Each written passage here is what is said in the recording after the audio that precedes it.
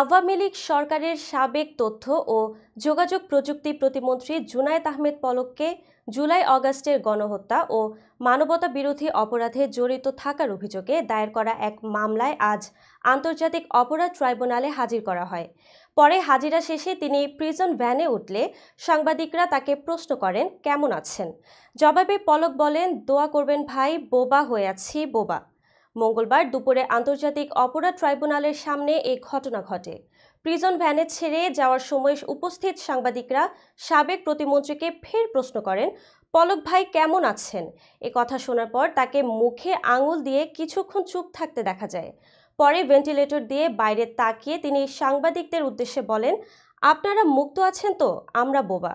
এ সময় কয়েকজন গণমাধ্যম কর্মী তাকে উদ্দেশ্য করে বলেন, পলক ভাই ইন্টারনেট আছে?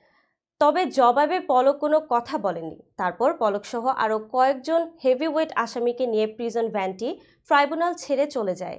প্রসঙ্গত, জুলাই-আগস্টের গণহত্যা ও মানবতা বিরোধী অপরাধের অভিযোগে গ্রেফতারপতিত আওয়ামী লীগ সরকারের সাবেক ১২ মন্ত্রীসহ ১৬ আসামিকে আজ আন্তর্জাতিক অপরাধ ট্রাইব্যুনালে হাজির করা হয়।